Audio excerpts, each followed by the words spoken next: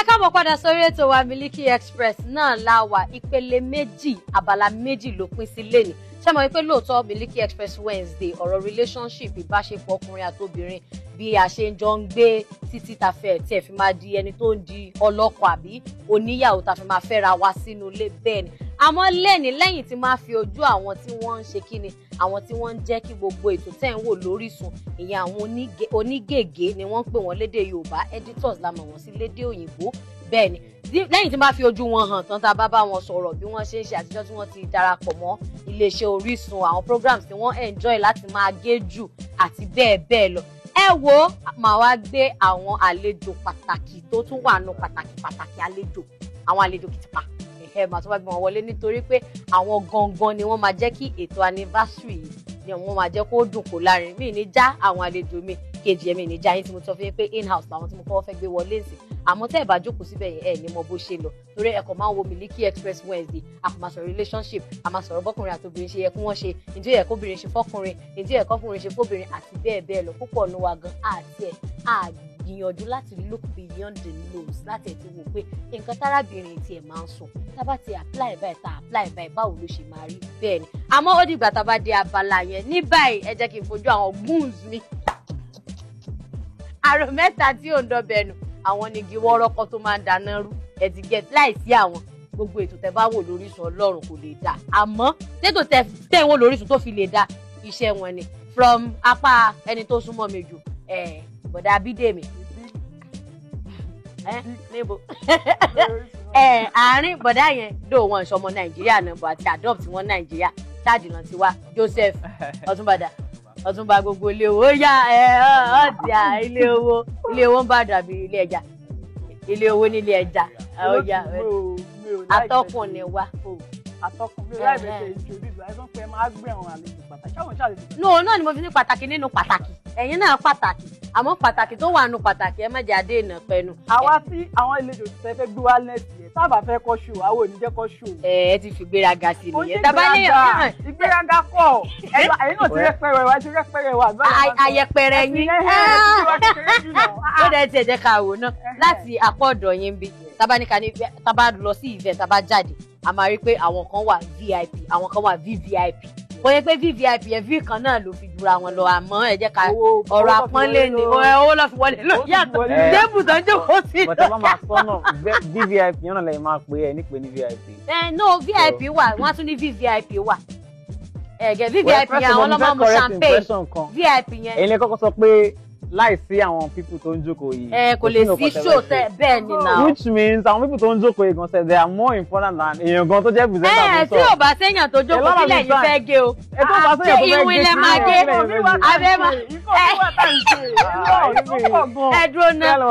Táwo bá ṣètò ẹ̀sẹ̀ jẹ́ ó jẹ́ kátàpàrà. Táwo bá ṣètò kí lẹ fẹ́ gé? Ẹ̀yin yẹn àìṣètò kẹlẹ́ òun lé yín gbà yẹn. Bọ̀dá Sunday ẹ̀ dá sí ẹ ó lè bá fífi kí lẹ́yìn máa gé. Àtàbà tó mú ṣètò ìyá àṣà wọn ṣètò tó bí ìyá àṣà bí wọ́n tẹ̀ ṣètò. To Miliki Express níta. So ẹ máa gé ìyá àṣà àbẹ́tò bàbá ètò ẹ máa gé lé Miliki Express. Ìjọ tó bá yá wáyé pé Miliki Express ló yẹ kẹ́ ẹ ṣó nítorí púpọ̀ náà èèyàn máa ń pè mí wọ́n ti ìkọ́jẹ̀ ṣẹlẹ̀ rí láwọn èèyàn ní àti dámì ẹ̀yìn ló yẹ ká rí ní èní o pé adẹ̀rí tó yìn o mo ní àwọn ẹ́dítọ̀ ẹni kẹ́ ẹ̀ ṣe pé ẹ̀yin ni mo. Iṣẹ́ yẹn pọ̀ gan tá à ń ṣe and then èyí gan tẹ̀sí wá ní bóyá ó lè jẹ́ pé bóyá Tóyìn ó wá ṣe backup fún yín. Tóyìn ò lè ṣe backup fún mi tí bá wà nílé àbí tí mi bá sí nílé. tẹ́ bá sí nílé náà ni òun náà ní tẹ́ bá sí nílé the show will continue. Of course táwọn yẹn. Àìmọye ìjọ àwa gánjà bá yan sí abẹ́yẹn ti tẹ́lẹ̀. àwọn òṣèré bíbá yìí àwa máa ń jẹ́ṣẹ́ a máa gégégégé a máa jù sórí afẹ́fẹ́ fún mi. Ẹ jẹ́ kí n bi yín láti apá ọ̀dọ̀ yín pé a ti tọ́dún mélòó tẹ́ ti wà lẹ́nu iṣẹ́ yìí. Bàbá máa wọlé sí a ti máa lọ sí ọdún méje. Ọmọdé àbá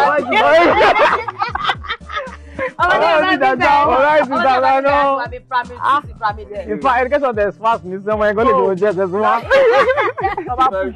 Tó bá fún primary six. Àbí ó dẹ̀ Mr. Joseph ó ti tọ́dún mélòó. Well, I don't know, ó ti ṣe díẹ̀ ṣá.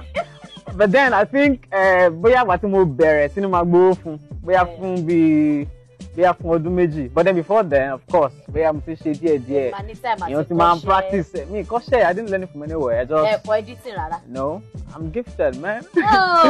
gbàtẹ́ ẹ̀ ṣọmọ Nàìjíríà. àwa tá a kọ náà. ẹ ní láti correct ẹ ẹ àwa tá a kọ fún nígbà yẹn pé báyẹn balẹ̀ ṣé báyìí má bẹ̀. alright ẹ jẹ́ kí n correct the impression kan ẹni pé mi kì í ṣọmọ Nàìjíríà. ẹ jọmọ Nàìjíríà. ẹ mo lè má jọ ọmọ Nàìjíríà. ẹ jọ ọmọ Mali. Ifá mo jọ ọmọ Togo. In fact mi jọ. ló jẹ máa gẹrun náà lẹ ti gẹrun bọ́ọ̀lù. ó yẹ ká sọ fún àwọn alẹ́ gan tó bá mú ṣọ́ọ̀tì bọ̀bọ̀ ẹ jẹ́ máa jọ sí ibẹ̀ bọ̀bọ̀ yìí bóyá rí gangan. ẹ jẹ́ kí n fún yín ní ẹ jẹ́ kí n fún yín ní gist. ó dà ń gbọ́. A lot of the time èèyàn máa sọ fún mi pé bọ́ọ̀lù ṣe wá dúdú báyìí I need to assure you that I was not born this dark alright bóyá ọkọ̀ ṣẹlẹ̀ ẹlòmíì máa. ṣé wáyé pé ọmọ Ghana ni wọ́n jẹ́ pé ẹlòmíì occupation wọn nígbà kan kó tó di pé wọ́n wà liberated kí Ghana tó dà bones náà máa ń tà. wẹ́ẹ̀ mi ìta bones. wọ́n ti level up ti pọ̀pọ̀. oorun ẹ̀mọ̀ kéèyàn máa fi rí inú òrùn èèyàn máa dúdú náà. oríwó máa tẹ̀ sẹ́gbẹ́ kan. I'm sure that there's a reason that God wanted me to be dark. Oh my needy, so long as can dark. So that you guys can actually talk about it. I mean, you don't see me here and not say nothing. Emma son kokon. So boy, you can describe me. So when nobody talks about you, then you're nobody. So the fact that these people are talking about me, man, what does it say to you? I'm somebody. Oh, Mr. Bidemi. Ṣé ẹ̀kọ́ṣẹ́ iná ni àbí gift bíi ti wọn ni. àwa tá a kọ lélẹ̀ kò tẹ̀sán kò wù. hold on àwọn èèyàn tó ń gbọ́ wọ́n record it for record purpose. Oh, for me. You them very long time. How could you learn from? I learn everywhere. Yeah. I learn everywhere. Let me take yourself from him. Some of the things that he does. The thing is that you need to learn from people. Ẹ ń wo èèyàn tó ṣe nǹkan, ẹ ń kọ́ lára nǹkan tó ń ṣe, ẹ ń kọ́ lára nǹkan tó ń ṣe, ẹ wá ń fi sára nǹkan tẹ́yìn ṣe. Èèyàn lè innovate, tẹ́ bá mú lára idea yìí, èèyàn yìí, ẹ mú lára idea ilé, ẹ mú ideas from different places and then, ẹ jókòó, you get better. If you have to learn every time. Oh, pẹ̀lẹ́ kò lè jókòó. The truth is that kò sí idea kan tó new. Everybody tó bá rí díẹ̀ nígbà ìjó di. Ó improve lórí idea yẹn. So tó bá gàdá ẹ̀ wọ́n náà máa wá ṣe kí ni. Ó wá improve lórí idea yẹn. So ọdún èmi náà máa ń rí títí ẹ̀ náà tí bá ti rí nígbà mi máa ń tẹ̀ mo wà blunt máa sọ pé rubbish ni iṣẹ́ tó ṣe dájẹ́ pé ẹ máa ń jíṣẹ́ ara yín wò. ó máa ń parọ́ kò sọ fún mi rí pé ẹni omi ò sọ fún rí bọ̀ máa sọ fún pé tí nǹkan tó ṣe ni pé iṣẹ́ tó bá ti fáìn mi ní sọ̀rọ̀ mi ní make comment bọ̀ tó bá ti jẹ́ pé kí ni máa rubbish ló ṣe yìí rubbish ló ṣe yìí. ẹ̀yẹ́ mi lọ́wọ́ ẹ̀kẹ́ ìgbà lèmi sọ fún mi pé rubbish ló ń ṣe I'm a positive person. sígbà tó bá ṣe díẹ̀ tí mo gbé Sunday sọ̀rọ̀ nítorí ẹ̀ kò mọ̀ no o ti takù mi sọ́yẹ̀ kò mọ̀ pé there are different type of teachers. èmi bóyá hard teacher lèmi mo teach ẹ pé the hard way but you wan say in the soft way. bí ọ̀rọ̀ sọ ṣe táyé ṣó láàrin mi your road be rough. Thank you. ó ṣe kó ṣe pé fún yàn bó tí ọ̀nà ẹ̀ ò bá rough. ẹ ṣe orí ẹ̀ ò so ṣe sọ wípé Joseph nǹkan tó ṣe yìí nice o ọmọ dáadáa but rubbish ló ń ṣe mo help ẹ ni but I don't know how to teach you in that soft manner. So mo ní láti. bóyá bẹ́yìn náà ṣe kọ́ṣẹ́ nìyẹn bó ṣe kọ́ yín. ọ̀gá ẹni tó kọ́ mi níṣẹ́ is a very nice person. In fact mo ti wà privilege láti work pẹ̀lú àwọn nice ọ̀gá along the line fún wa nínú profession yìí. mi ò yà sí editing mi ò tẹ̀ mí tí n pé editing mo fẹ́ ṣe tẹ́lẹ̀ because I was when I started hustling that is the word hustling n pé mi fẹ́ máa gbowó oúnjẹ wọn sẹ̀ mi náà fẹ́ máa fún yàn lówó oúnjẹ. kí mọ́ mi tiẹ̀ ní à Bidemi sáré fún mi recharge card bẹ́ẹ̀ yẹn. wọn náà fẹ́ máa fún yàn lówó so oúnjẹ. mo àwọn pé kí ni mo fẹ́ ṣe wàhálà ẹ̀gbọ́n kan mo kàn pé ẹ̀gbọ́n ẹ̀ ká máa just to cut the story short camera ni mo kọ́ ṣe. so ẹ mọ̀ nípa camera náà dáadáa. I am very good in it. bọ̀dá Sunday lẹ́yìn editing ṣẹ́yìn náà mọ̀ camera àbí bóyá sound lẹ́yìn náà ẹ mọ̀ díẹ̀díẹ̀ little is good to move on in the journey of life. àmọ́ ẹ jẹ́ kí n bèrè lọ́wọ́ ẹ̀yin mẹ́tẹ̀ẹ̀ta iṣẹ́ yín editing Orisun kí ni àwọn challenges tẹ máa ń face. Mr. Sunday bóyá kẹ́ kọ́kọ́ down. challenges. ọ̀rọ̀ pé kí wọ́n máa ṣiṣẹ́ láàárọ̀ kí wọ́n máa ṣiṣẹ́ lálẹ́ kí wọ́n máa ṣiṣẹ́ lóru yìí ni o àti pé tí wọ́n bá ṣe nǹkan nígbà mi báyìí bá ti rí kọ́ lè yẹ mi síbà máa ń pa ilé wọ́n dé o. àtọ́kọ̀ ọ̀pọ̀ ọ̀bẹ́ni kí la tún ṣe o. ó tẹ̀ tó tà ń pọ̀ nígbà tí mo ṣẹ̀ dé tí màá tẹ máa ní ṣùgbọ́n ẹni yẹ mọ̀ mi dẹ́jọ́ nǹkan pé mi ò ní sóò tẹ́ pé láàrin tẹ́mi ni mo lè ti bínú one hour àbí bínú one month. a lè testify sí ẹ. so nígbà yẹn àwọn ọba. take it down ẹ̀rú pélé. ọ̀rẹ́ mi kà ẹ̀dẹ̀ yìí bàbà wọlé tà mo wá try láti understand ẹ̀ pa most of the time tó bá ń bínú tí ìbínú yẹn bá ti wá látòkè àwọn ò lè fèsì ẹ̀ ọ̀rọ̀ náà ló máa fèsì ẹ̀. ọ̀gá ni tọ̀. ó ṣe lẹ́gbẹ̀ẹ́ sí náà gan-an tí mo gan bá ṣe nǹkan mi fẹ́ kó máa kàn pé tó wọ̀ pa àmọ́ àwọn kóbìnrin èèyàn tó ti wà níbi ìbà látàárọ̀ tó ń parọ́ mọ́ ẹ̀. jẹ́ pé ojú tiẹ̀ náà ti wí iná lórí deliverables. táwọn tó yẹ kó máa relax kó tó wá ní àtọ́jú owó mi ò respect ẹ kó ṣe kíní báyìí mi gan máa fífi tí ń sa pé tó mi láì kí n máa fi láyé tó mi lára.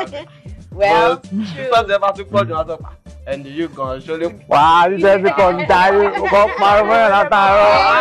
ẹgbẹ́ lọ́sẹ̀ Mr. Joseph náà máa ń fìlì rock Yẹ́misí pé tó bá pariwo we know that Yẹ́misí cash out for Africa. Yẹ́misí ò lè parọ́ mọ́ mi kò lè parọ́ mọ́ mi. torí ẹ máa ń ṣiṣẹ́ yìí. kò lè parọ́ mọ́ mi.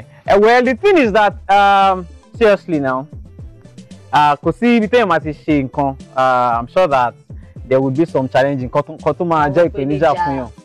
You know, ibà yìí we work around the clock. A máa ń ṣiṣẹ́ orí agogo. Bẹ́ẹ̀ a máa ń ṣiṣẹ́ in fact the only time a máa ń lọ sílé ó máa ń jẹ́ ìjọ Saturday a máa lọ sílé ní àárọ̀ ìjọ Saturday and a máa padà wá láàárọ̀ ọjọ́ Monday again you know to continue working so basically a ní holiday and the weekend yẹn again tó yẹ kó jẹ́ ìgbà tí èèyàn máa rest tẹ́lẹ̀ chill máa kò tẹ̀ rí kò ṣe fún Yẹ́misí nìkan ó lè jẹ́ bóyá Mr. Ahmed on a normal day Mr. Ahmed tẹ̀lé pé ní guy what's up now but tó jẹ́ pé iṣẹ́ ló ti ń máa kọ́ mú fún ẹ̀ dání báyìí máa kọ́ wò pé kí ni mo ṣe kí ló tí ì ṣe kéré. màá tún wo time pé time program ló ń lọ lọ́wọ́ báyìí. bẹ́ẹ̀ everybody ní ìdájọ́ ṣiṣẹ́ mi. a jẹ́ pé ọkọ̀ kan ni ó pa yín pọ̀. no but there is another challenge tá a máa tún ní báyìí tẹ́ pé tó bá ti gbé bóyá bí new program wa like that or kó jẹ́ pé wọ́n want creative program bẹ́ẹ̀ a kò máa because a kò lè ṣe bóyá jẹ́ pé iṣẹ́ ṣe pọ̀ tó náà a kò lè sọ pé a kò fẹ́ ṣe ní àwọn pé kí gbogbo ẹ̀ wá jọra wọn lọ àbí kó ṣàrí bá. a máa gbogbo akọ̀ máa jókòó a máa jọ jókòó pé brainstorm ní Joseph alpha gospel oníbọ̀bọ̀ ọkàn ọmọ Igbo gospel Sunday alpha báwo ni kíní ṣe máa rí tábà máa fi ṣe Yẹ́misí náà máa appreciate effort wa ó lè wò pé bóyá kò fẹ́ kíní yẹn ó lè máa dà ó lè mọ̀ pé kíní yìí òun fẹ́ bá ó lè fẹ́ bà mood yín jẹ́ fẹ́ bà mind yín jẹ́. tí ó bá máa dé ọ̀dọ̀ ọ̀gá àti top ọkọ̀ máa fọ ògbó kíní yẹn lójú ìyá kan ní ó ti sún mi jàre ṣe ti sún mi jàre wọ́n ní nǹkan tá a ṣe rubbish ni o a ti mọ̀ pé kí ló ṣẹlẹ̀ wáyé ládùúgbò wáyé everything tó. well the truth is that irú ọ̀gá. ẹ jẹ́ kí n interject in a nutshell are you enjoying your job or not? If you don't love what you do, sorry. Yes. If you don't love what you do, so why are you doing it? Yeah, that's it. I get your point, but you get the point. If you don't love what you do, why are you doing it? There's basically, no point. there is no point. There's no point. Mr. But then, Joseph. from a different angle, okay. As much as if you don't love what you're doing, there's no point doing it really. I mean, ìdí ẹ̀ la ṣe wà láyé. Ìgbà mélòó ni ìgbà mélòó la wò láyé. Ẹ̀mí ṣẹ́gun ju ẹ̀mí yàn lọ, right? So while you're working, why not have fun working? And the first wípé, well, as much as a lot of the time it's fun, yeah, to work here, TV house lele, Orisun, you know. I've always wanted to work in a TV house. Mo máa imagine pé kí ló máa ń ṣẹlẹ̀ lẹ́yìn camera. Àwọn tó ń dúró sí camera. Tí bá wo behind the scene of bóyá movie or video and all that. Over there making one bit. You know, so now I'm here. I'm more to say, more to college, you know, and all that. But then the truth is also that Omani Igba means that I like the project concept. Is it worth it? Is it worth? Yes, you can get to that point. I would care officially. But then you need to remember why did it start in the first place? You know, it can keep me going. But then if you started on a wrong note, kò sí di ìjọ nké make owó jàre. So wá lọ ṣiṣẹ́ níbi tí kò tẹ̀ wá sówó, bro. Ketomo, you were out of the job. The reason you wanted to do the job in the first place was because of money. It wasn't because only fair. So although editing is just something that I do. For me, what? TV program, edit movie, TV program. Anything video, inshallah, yeah. Video, anything about the camera. Okay, one more. Anything video.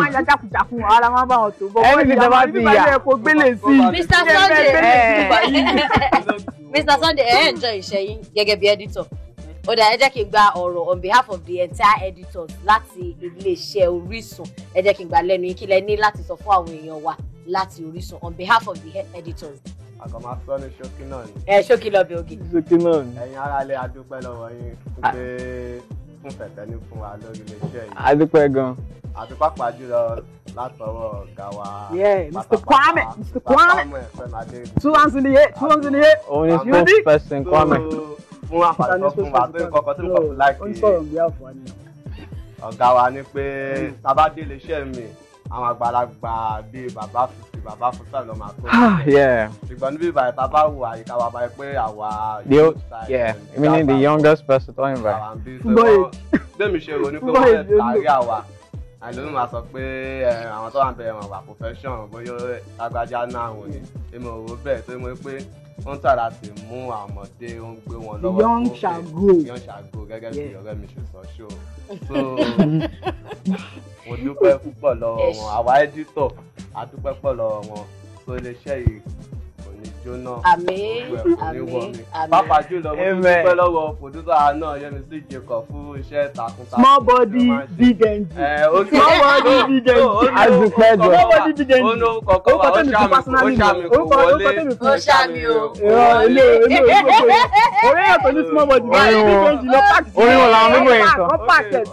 Small body big engine. Orí wọn làwọn mímú yẹn kan mi understand ló ṣàmì kò wọlé school rẹ lọ. Oh really? Mo fẹ́ sọ̀rọ̀ nípa Yẹ́misí Jacob ẹjọ́. Ọmọ wípé Bidemi sọ pé ò lọ Queen's College. Ẹ jẹ́ kí n praise Yẹ́misí Jacob. Ṣé mo lè praise Yẹ́misí Jacob? No, but seriously, King's College yẹ kọ́ mi lọ. Providence ni mo lọ. Ṣé mo lè praise Yẹ́misí Jacob? Ẹ̀yin lọ airport grammar school. Ṣé mo lè praise Yẹ́misí Jacob? Of course. All right. Sign out. No, I didn't sign out. Well, the truth is that Yẹ́misí Jacob sọ fún wa. Don't kò tó ṣe video request. Wait. Kẹ́tọ́ máa ronú pé àwọn editors yìí wọ́n like ọ̀rọ̀. You do not get to come on this set on a normal day. Gbórúkọ wa gan. Wọ́n mọ̀ wá. Tí màá sọ lórúkọ mi mú yín sí. Mọ̀ wọ́n ní lórúkọ Collins. Wọ́n ní pé Adúpẹ́lọ́wọ́ Collins.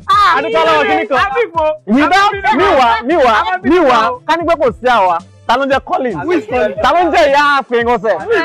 Now, tá a máa jẹ́ kí n sọ fún ọ.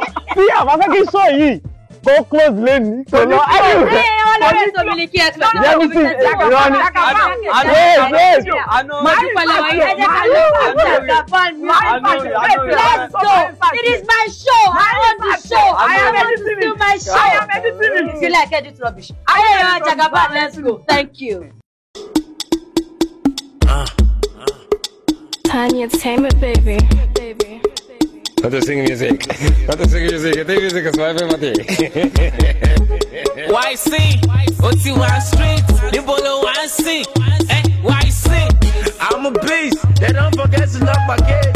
It's the remix, YC and Olamide. You smelling nice, that Paco Rapani. Oma what's in my way, Oma Yorubani. YC, that Oma Alaji, way that I be balling, Oma woman, pay me Jagaban. Jagaban, Jagaban, Jagaban, Jagaban, Jagaban, Jagaban, woman, pay me Jagabani. They thought I was a foreigner, woman, pay you a bunny. I'm waving up these sessions like a Danny. Understand that tiny got me, cause anybody told it got me, huh? Working and I'm waiting on that big thing. Ain't telling mother Chavalry big stage. And them boys steady waiting on that mixtape. And I'm doing nice, so I'm nice, I never mistake. Yeah, I'll be that new school Jagaban. Show me another young and going hard to dance. I'm the type of boy to go and cook out my dama, make your daughter want to run away with an Okada